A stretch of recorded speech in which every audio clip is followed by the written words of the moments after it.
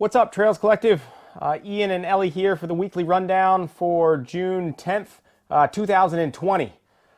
So as I sit here around 12:07 a.m. on Tuesday, looking over some of the notes for the rundown this evening, or the information for the rundown this evening, I sit in the wake of making my first poor decision for 2021. Don't do it. It's not worth it.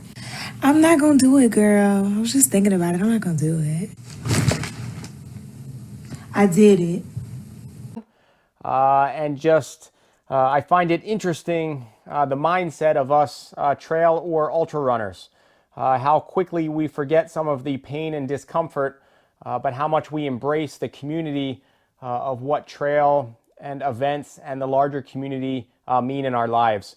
One of what I may have mentioned in a prior rundown, but my first race out of college, was running and DNFing at the Macedonia Mountain 100.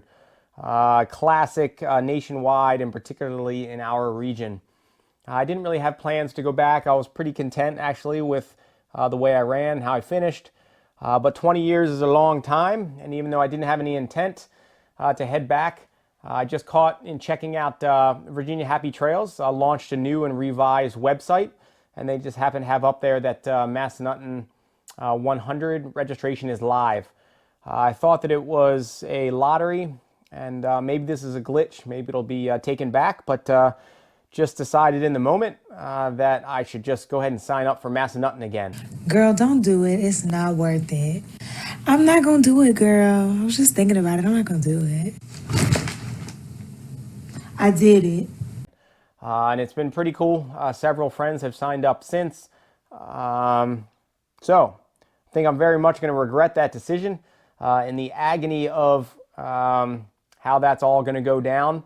But it also has me excited and something to look forward to for 2021.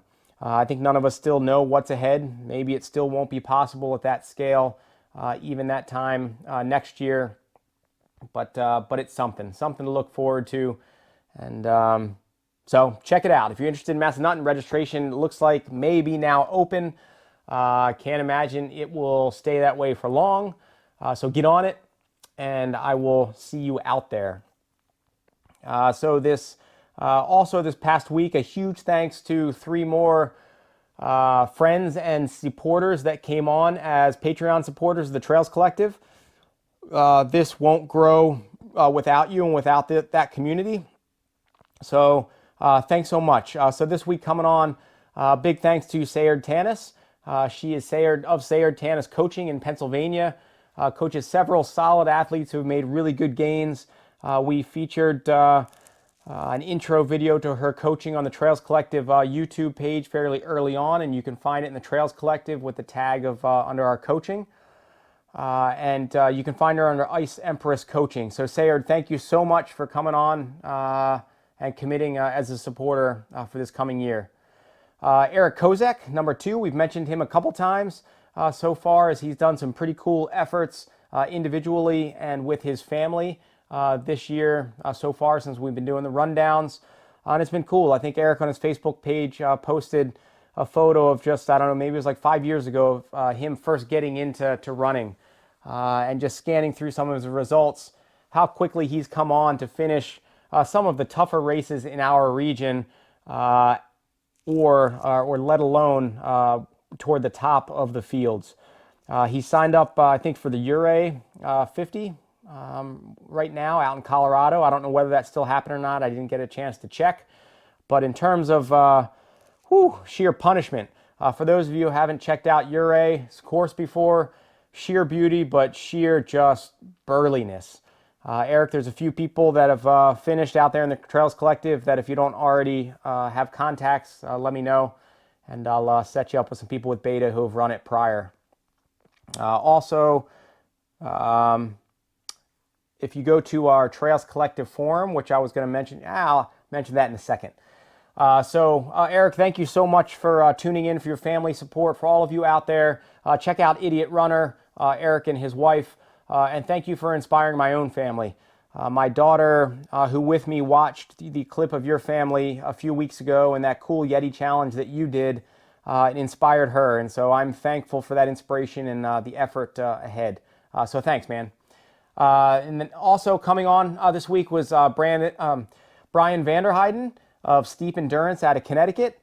Bryan has done, I think, at least one Red Newt race in Breakneck Point prior, but a kindred spirit. His event company, Steep Endurance, they put on some really beautiful races, really challenging events over in Connecticut. I'm signed up for the Macedonia trail race September 13th. It's the day after Breakneck Point, so I'm going to be a little whooped, but I'm really excited to get out there and on the ground and connecting with the Connecticut community. I think this speaks to something where I guess what I really hope as part of the intent of the Trails Collective is really opening up and making new connections. Years ago at this point, I think Trail Runner maybe had one of my races, the Cayuga Trails races, as voted as one of the, I don't know, it's like the most scenic race in the East, or one of the most scenic races in the East. And I think shortly after I started to maybe market it as such, but it never really felt right to me. I just felt like, I mean, who am I to really say that? I guess it appeared in a publication, so it's useful for marketing purposes. But I don't know. I mean, there's so many beautiful trail networks out there. The trail network in your backyard could be completely amazing and meaningful to you. And so I just started feeling uncomfortable with that designation of most scenic trail race in the East. So I kind of pulled back from using that.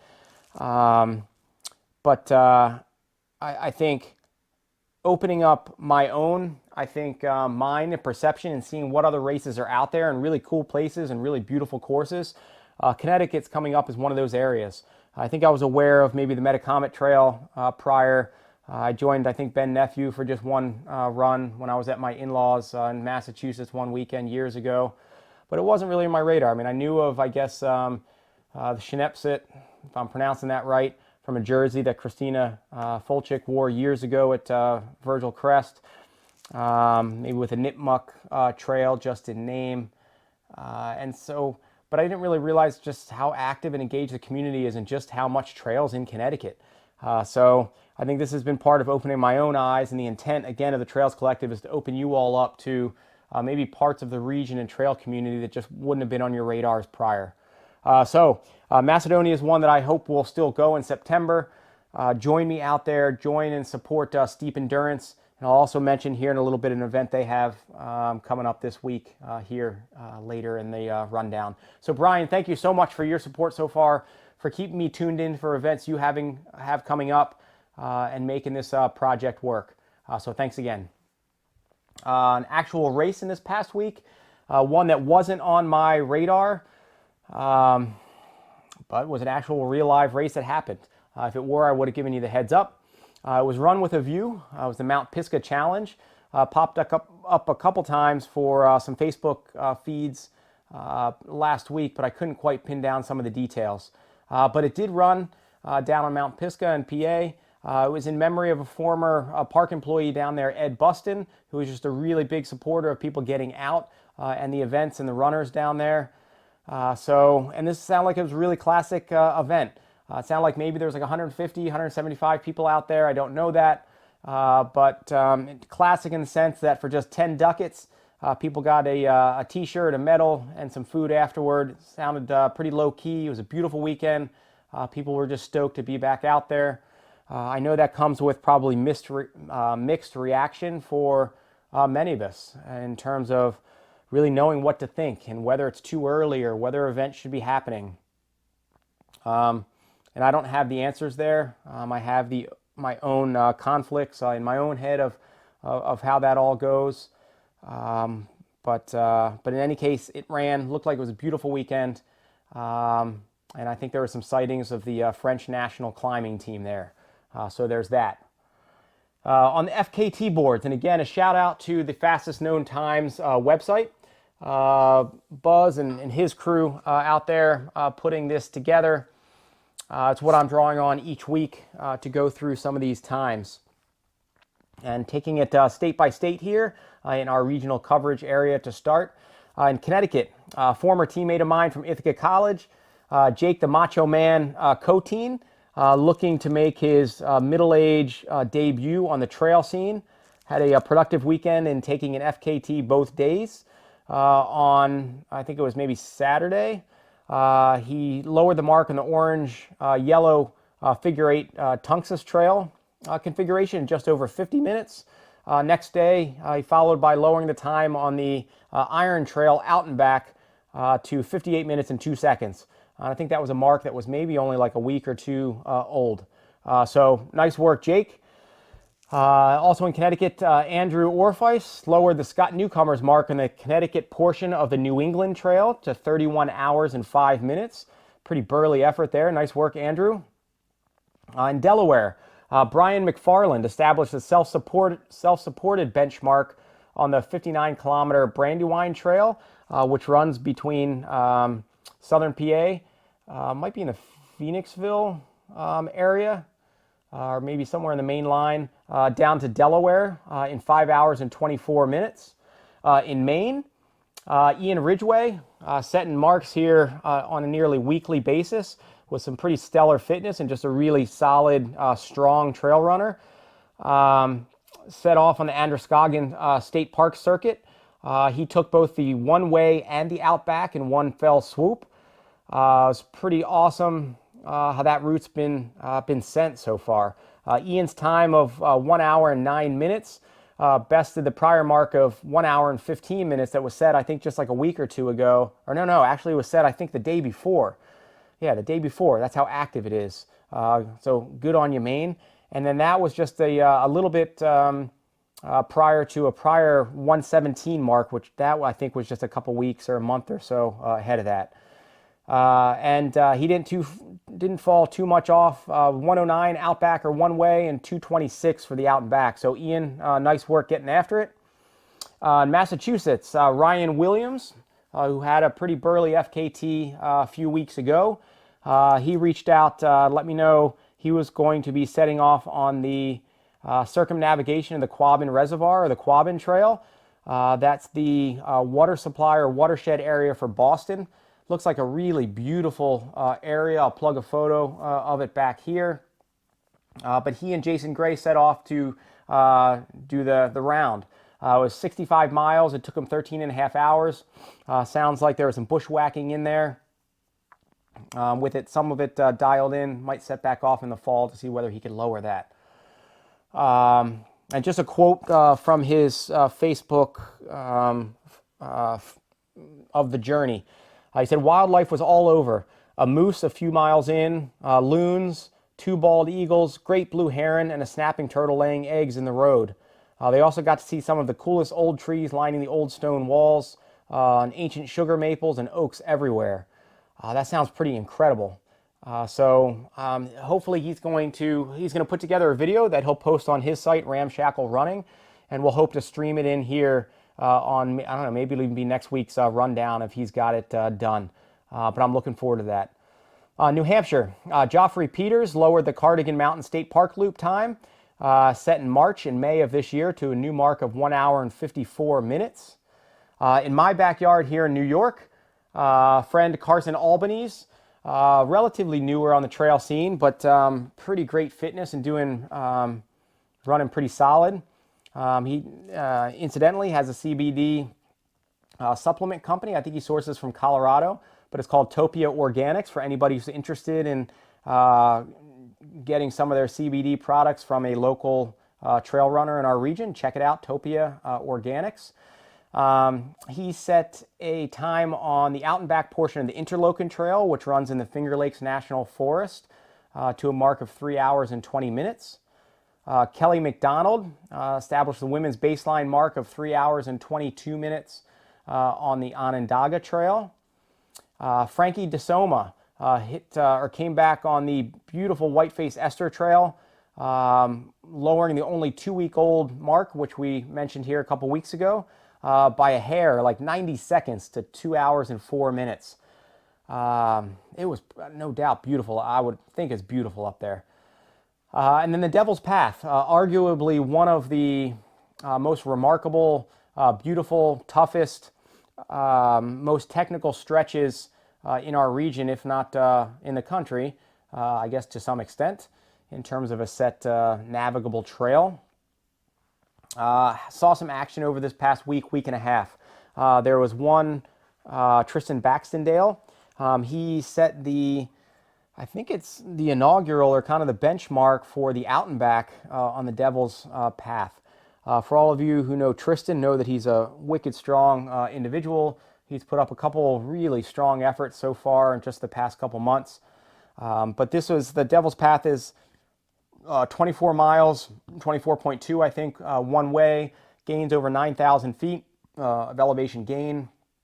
So I think it was like a 50-mile effort with like 18,000 feet of gain. Really burly. But he set the benchmark at 13 hours and 30 minutes. That's pretty outstanding. He's pretty familiar with that terrain from having some, I think at least one, if not more, solid finishes at Manitous. But nice work, Tristan. That's pretty awesome. And then also coveted time, one of Ben Nephew's pretty incredible times on the one-way section of the Devil's Path from 2015. Joshua Reed. I'll try to plug his coaching entity up here. I reached out to him on Facebook, but haven't heard back yet. He's tried, I think, several times over the course of time. I'm not sure whether that's the past few years or not, to try to go after Ben's time there, and has failed prior, but it sounds like it finally came, or it did finally come together. It'd be really cool to hear about his effort, and maybe we can get a hold of him and maybe get some thoughts. But in any case, he took it. He lowered Ben's time by 18 minutes, so man, he must have been absolutely hammering to 4 hours and 35 minutes in an unsupported time. So pretty incredible. And then in Vermont, Anthony Staples and Will Taylor cruised through to set a baseline mark on the Bolton Backcountry Loop in 4 hours and 29 minutes. On the Trails Collective message boards, so for those of you who haven't checked out the trailscollective.com yet, check it out. One of the features there, if you go under the collective, there's a community of message boards. There'll be a board for each state. There'll be general boards, and then you can just start new threads and tag there. So again, I'm looking to really provide a medium for connection off of the mainstream platforms. So some in there. Currently on the PA state message board, Aaron Stredney has his eyes on the Roxylvania Mid-State Trail. And I was just thinking, he mentioned it, but tagging you here, Eric Kozak. If you want to find your way to that message board and plug in and give Aaron some beta, let's get that thread active. I posted a few others on there just as starters. One's the 6 degrees concept, and just wondering whether in 6 degrees, what trail runners in our region we can tie directly back to Kevin Bacon in under 6 degrees. My money's on maybe Casey Enman or Ben Nephew, Debbie Livingston, Greg Loomis, maybe even Young Buck, Matt Lipsy. It's pretty cool to see, I guess, how tightly woven, but how connected we all are, and hence the Trails Collective and Connected by Trails. So somebody get on those lineages. Ellie is going to weigh in on some of the podcast news and maybe what's shaking in some of the media and her thoughts. So this week, take it away, Ellie. Hey, Trails Collective, Ellie here. All of the podcasts and media that I reviewed this week talked about race, so I encourage you to listen to them. The Pain Cave, Culture Trail Podcast, Hamstrings and Heartstrings, Running Inside Out. Please listen to those, but then I want to give you what I think. Hey, Trails Collective, Ellie here, and we need to talk about race. I don't want to talk about it because it makes me uncomfortable, but that means that I need to talk about it. I like making people feel comfortable. It's part of my job, and it's what one of my gifts is. When I die, I really do want people to say, she always made me feel comfortable and accepted. But in this instance, my gifts are kind of a detriment. I don't want to make you feel uncomfortable. I don't like it. But our Black brothers and sisters have been uncomfortable for over 400 years. And it's time to change that. I believe that people can change. For example, Senator Mitt Romney started protesting and walked with protesters.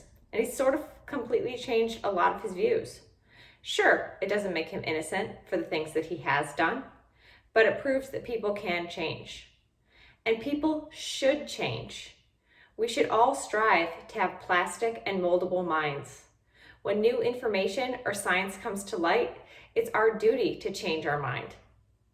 When the racism and privilege that we've benefited from is made known, we must change our thinking and then change our actions. Change is good. Different is good. And times like this will only make us better. It's time we put in the effort. It's time that I put in the effort. I want to make you uncomfortable, and I'm uncomfortable too.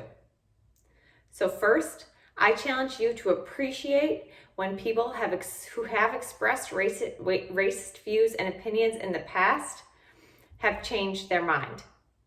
I challenge you not to call them a flip-flopper or shame them in any way, but happily embrace their evolution.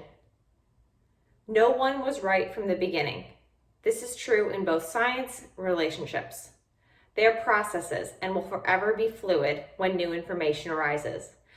I encourage you to do your best to be kind to all the people who finally realize how wrong they've been, because we've all been wrong. Second, find a form of media that can educate you.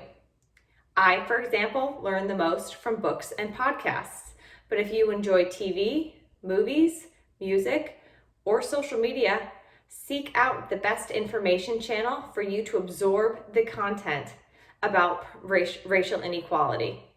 Use Google and do not put it on your Black friends to do the work for you. It's our time to educate ourselves. It's our time to do the work. Third, donate your time, money, or resources to a minority-owned business or opportunity that fits with you. They're out there. If you employ or work with people, create opportunities for people of color and minorities to apply to your jobs and feel safe working with you. Invite them to your races, to your group runs, to participate in whatever you do. The more opportunities, the better. What I will do through my platforms, I will actively seek out people of color to include and interview in this space. Reaching out is uncomfortable and awkward, especially expressing it out loud. I will say the wrong thing, but from that, I will also learn. I'm asking you, our audience, to help me out. If you know someone you think would make a great guest, please let me know. There are more people of color in the trails than just Myrna and Corey Woltering, and although they are beautiful people, there are more. And it's our job to make them feel welcome and thus hopefully encourage more diversity in our sport. It's not enough, but it's a start. I feel really uncomfortable and awkward right now. And I guess that means that I'm doing the right thing. Thanks, guys. Thanks, Ellie. Upcoming for this week in events, as I mentioned with Bryan and Steep Endurance crew, there's a new virtual event this Saturday, June 13th, starting at 8 a.m. It's a last person standing type event. They're calling the Beat the Clock Challenge. Bryan said it's a little different than typical backyard ultras in that it's half the distance at 2.08 miles and in half the time in 30 minutes. He said, plus every hour or every 2 laps, the time decreases by 1 minute to the finish lap. This will force runners to run faster as the time crunch gets more difficult, and runners will really have to dig deep to keep going. And how long will they be able to last? In addition, 25% of the entry fees will go to the winners of each division, male and female. Purse on the line there. And you can either run inside or outside rather, or on the treadmill. A portion of the proceeds will also go to the First Responders Children's Foundation. There's a sign-up link at runsignup.com /race CT. Never mind, I'm going to place it because that keeps going a bit. And then more info you can find at steependurance.com and Beat the Clock Challenge. So check it out, sign up, get yourself out there. I think there are a couple maybe speedsters in the mix already. And then the would have been. So also part of the plan for the weekly rundowns was to introduce you to events that maybe wouldn't have been on your radar prior and give you the heads up of what's running and what did run, registrations opening, that type of thing. So if you have an awareness of what events are out there, let me know because I want to know and I want to be able to let everybody else know. So would have beens for this week. There were several, and on the events calendar on the trailscollective.com, you can check that out. Some would have included the Drummer Hill Trail Races in Keene, New Hampshire, which raised money for multiple counties' high school athletes. That one was outright canceled for this year. There's the classic Laurel Highlands race down in Ohiopyle, PA. For those of you where that's not on your radar, just a beautiful section of trail, rolling, really beautiful part of PA. So get yourself there, maybe do some whitewater rafting in the Youghiogheny River, which I used to do as a kid, or float yourself down that beautiful body of water. Laurel Highlands is hoping to, I think, push back this year, but there's not a date that's been announced. The Nipmuc South Trail Race in Mansfield, Connecticut would have happened this week. And then the half sour, half kraut in Philadelphia. Uber Endurance, a really fun event entity, put on really just communal, fun, low-key events. And probably one of, in this day and age of political correctness, probably one of the only entities still officially getting away with promoting and marketing big busts and lederhosen. What the hell? Stop saying that. What the hell? What the hell? What the hell? Stop. What the hell? What the hell? So if you got some big busts and lederhosen, or if you want to be surrounded by that, get yourself out to some Uber Endurance events. I think that was canceled, I believe, for this year, but check it out for next year. So woven into this rundown so far were some clips that were kind of funny that Grace had sent me, and I think reflecting some of the spirit and humor of the who are the South Central PA Trail Sisters. So I had asked if they'd submit me a clip just introducing us to the South Central PA Trail Sisters. If you're in that area, definitely reach out, join them for events, but also in your neck of the woods. It's the Trail Sisters entities. It's a really cool, I guess it's a formal entity as opposed to just a loose-knit organization of really encouraging just more women to get out there and empowered and connected on the trail. So to the South Central PA Trail Sisters, thanks for sending us a clip this week, and that's what we're going to take you out with. For all those who tuned in, going forward, we're thinking about whether we should split these clips up into smaller segments, maybe a segment on just FKTs, maybe FKT Fridays, maybe interviews on a set day, maybe events another day. For those handful or however many people are out there checking this out so far, let us know whether you think that would be worthwhile. I know that these clips being 30 or 40 minutes long are pretty long for some. And we also have gotten some requests of whether we could turn it into just podcasts and just the audio portion so you could listen and not tie up the video screen. So we'll consider those things. Let us know what you think. Please check out thetrailscollective.com. Please share this in your networks. I'm getting to the point here pretty soon where I'm going to send it out to my own contact lists. I've still been hoping to work out some of the any ribs or rough edges, particularly with the e-commerce store, but pretty shortly I'll send it out and try to increase awareness around the Trails Collective soon. So thanks for tuning in. South PA, Central PA Trail Sisters, take it away. Hey yo, this is Trail Ranger Grace. I also go by, you might know me by Hot Pants. I'm not sure why that is because I'm not on fire and I'm not wearing pants. But I'm basically wearing, I don't know what those, hey, how's it going? He's trail mister there.